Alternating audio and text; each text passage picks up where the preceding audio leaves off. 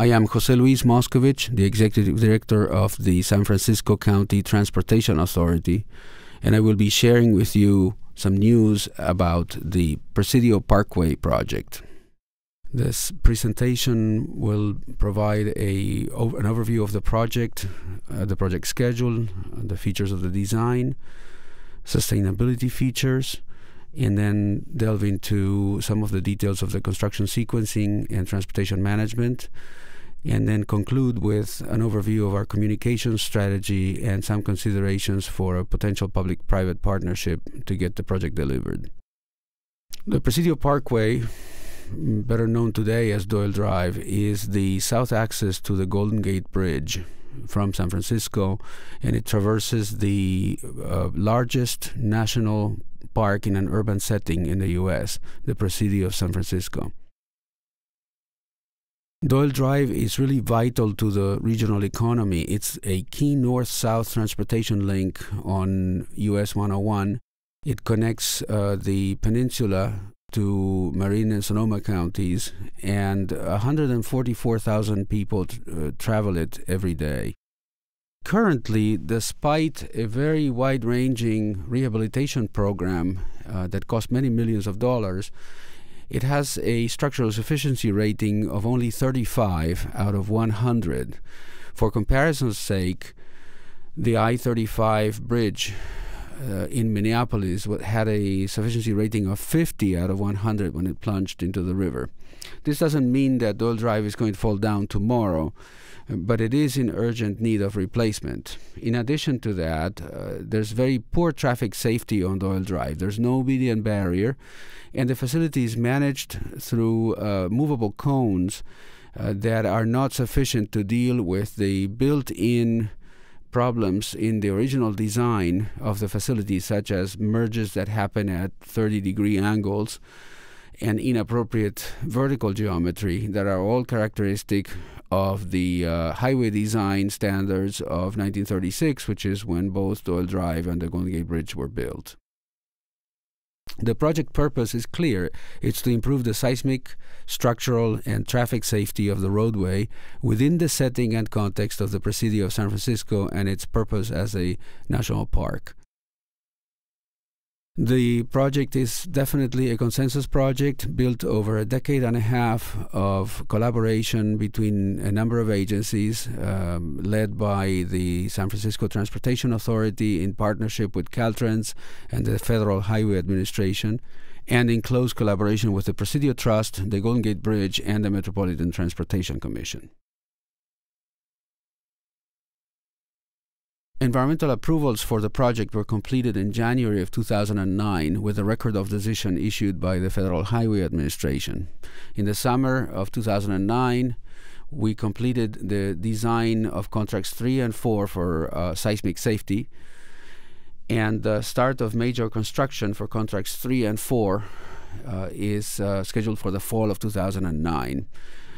Under this schedule, seismic safety is achieved in 2011. And major construction is complete in 2013, the project officially complete in 2014. At the end of 2008, a number of circumstances converged to incentivize us to revisit the project schedule.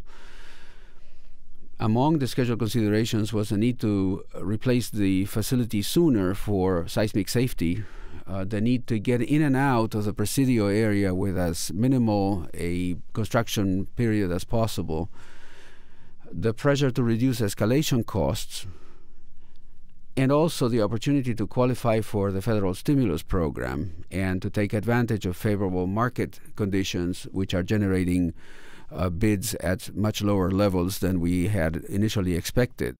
In addition, it provided an opportunity to incentivize the creation of jobs to support the local and regional economies.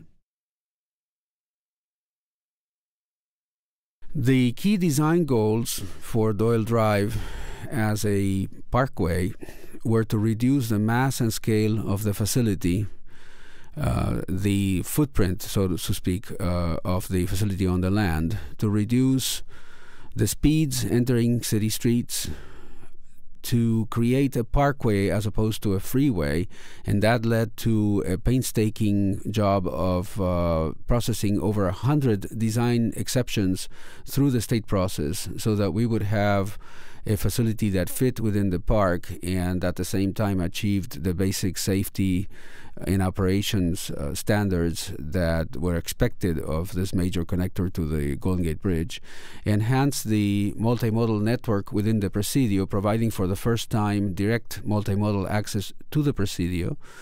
And then we needed consistency with land use plans, both the Presidio Trust Management Plan and the Trails and Bikeways Master Plan for the Presidio, but also the Vegetation Management Plan. The design development process took into account, most importantly, the context and setting, and through a series of design charrettes, evolved from a setting of key design criteria, architectural criteria, constructability criteria, very importantly, cost criteria, to the development of concepts, and then the concepts distilled into options, and then, of course, a selection of preferred options leading to a final design. The parkway then becomes a replacement for a deficient facility. It has a wide landscaped median. It has continuous shoulders. It features 2 short tunnels that help us reduce the impact and the footprint of the facility on the national park. And most prominently, it provides new direct access to the Presidio, not just for cars, but for public transportation vehicles, for pedestrians, and for bikers. The existing condition, as you would see it in a bird's eye view, is that of a giant freeway flyover that essentially bypasses what used to be an army base that needed to be bypassed for security reasons. The parkway is a completely rethought approach to providing access into what's now a national park. It includes a major reconfiguration of the intersection of Girard Road to provide access to and from Marina Boulevard into the heart of the Presidio, the main post.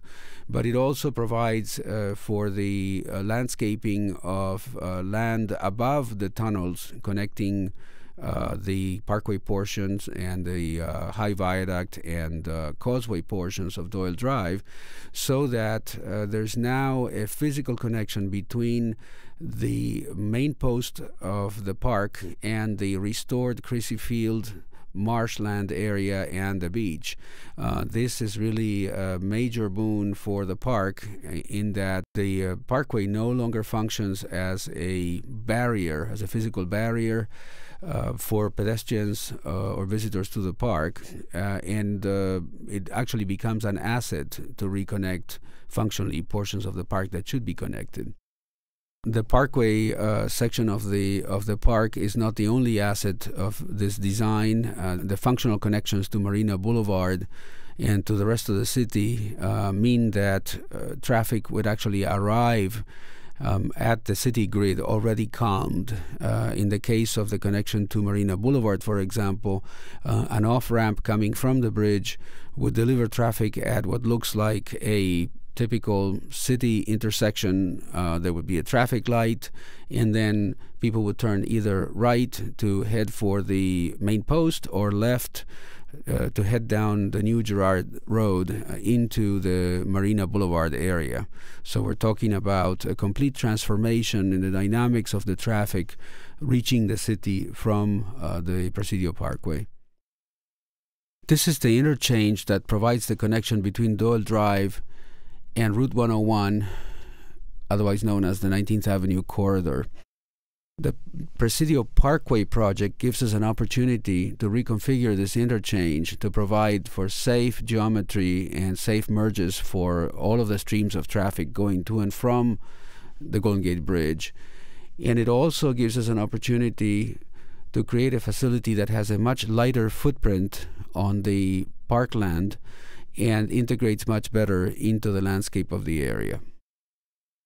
A very important design feature is the treatment of the high viaduct, a prominent structure in the Doyle Drive alignment simply because of the vertical geometry of the facility, but one that has been treated so that while it allows us to reminisce about the architecture of the Golden Gate Bridge, it does in no way compete with the bridge. It has features such as the red fins under the deck, which are intended to create a rhythmic element and an aesthetic element that breaks up the blankness of the concrete, which will make up the vast majority of the structure, and at the same time provide a memory, an architectural memory of the bridge.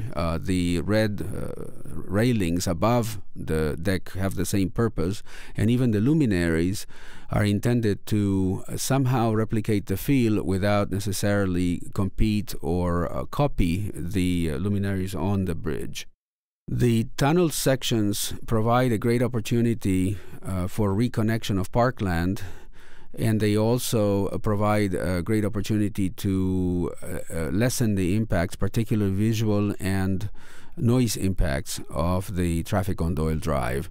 The treatment of the main post tunnel is such that immediately upon leaving the tunnel headed towards San Francisco, the driver would find himself or herself on a low causeway above the restored Tennessee Hollow, which is the only natural stream in the Presidio, which was intubated at the time when the area was an army base and has now been recovered and its riparian habitat restored to create a more natural setting for that gateway into the city. From a different perspective, as we will see later, the driver leaving that tunnel portal in the southbound or eastbound direction toward the city would see the dome of the Palace of Fine Arts and the point of the Transamerica Pyramid in the background, a very fitting juxtaposition of old and new in the spirit of San Francisco's architecture.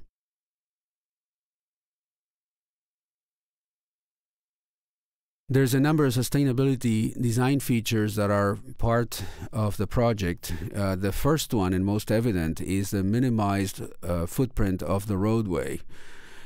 In addition to the very, very economical roadway width, there is a very prominent landscaped median in the Parkway section, and the tunnel segments serve to reduce noise, enhance the aesthetics of the park, improve connectivity, and also create new open space.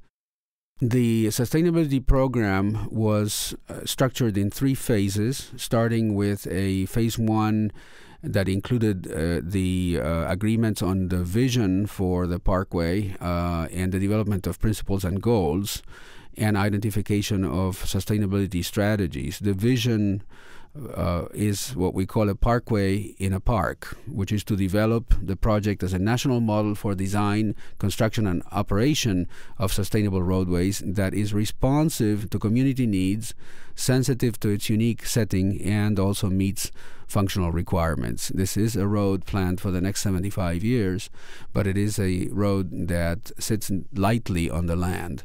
Phase 2 provided the gap analysis and an outline of an implementation plan. And then phase 3 is the actual implementation of a selected set of sustainability strategies. The goals of the sustainability strategy were divided into several strategic areas: water, habitat, materials and waste, community, energy, and landscape and management. A vision statement led to a set of guiding principles from where we were able to flow a number of goals and their associated strategies for implementation. As part of the gap analysis, we assessed the current sustainability performance of the project, consolidated current measures that are being undertaken and committed to, and identified priority areas for further analysis. Phase 3, of course, is the most fun because that's where we delved into water quality and storm water management, waste reduction, including the 100% recycling of tree material and concrete, and native seed collection for vegetation restoration and wetlands mitigation, a phase that's already been completed, and the salvage and recycling of materials from historic buildings that are being removed as part of the project. And in addition to that, we have a series of contractor incentives for emissions reductions.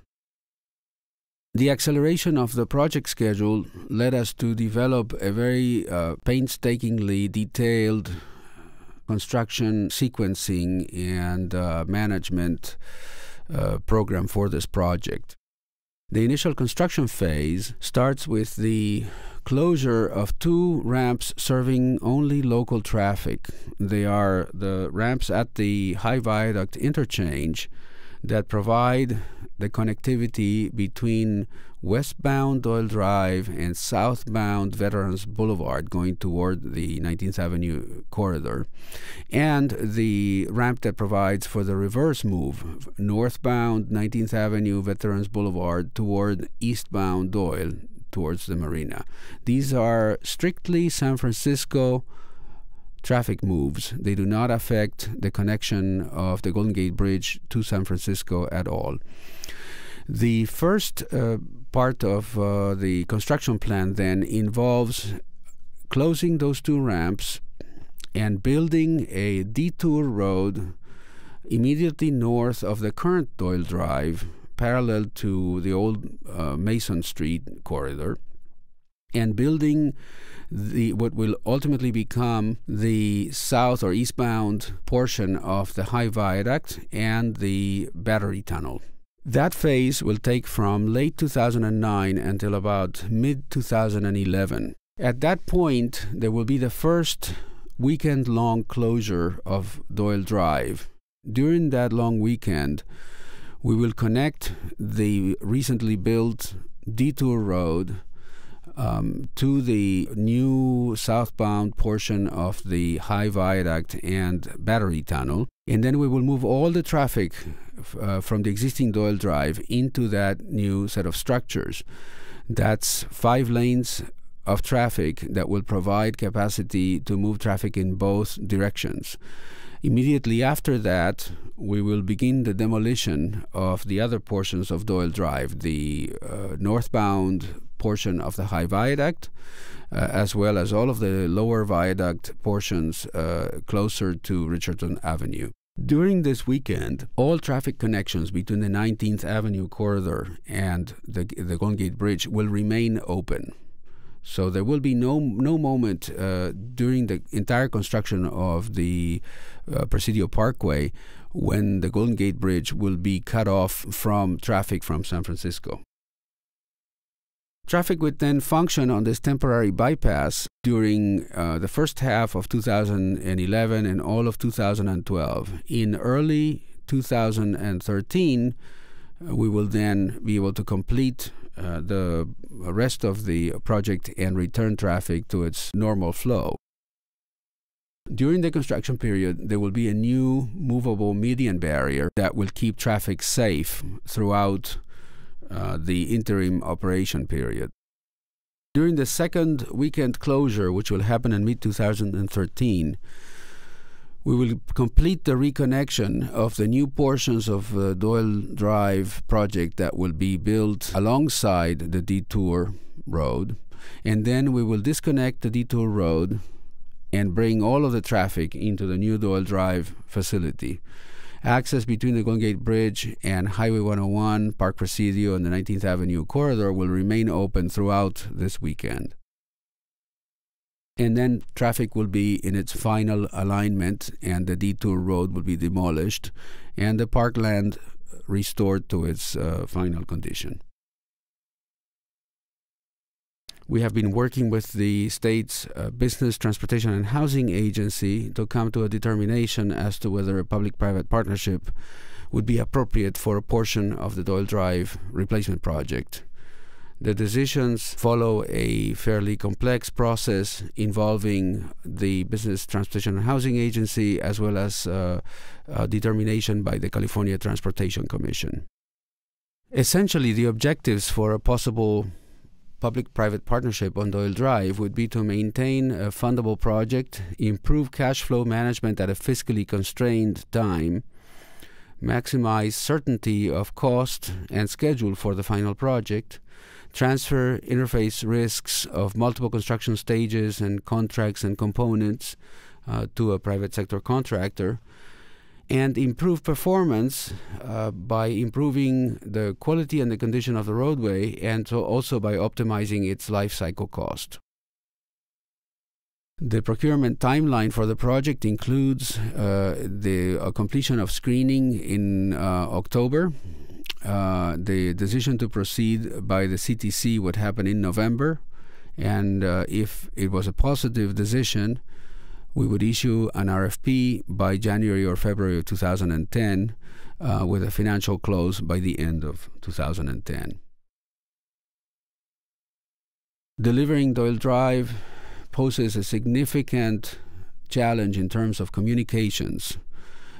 As part of the outreach during construction, we will have ongoing agency coordination, public meetings, a public information field office beginning in November of 2009, significant media coordination, press events and tours, construction and traffic advisories, and 3D and 4D modeling to show construction phases, traffic detours, and impacts.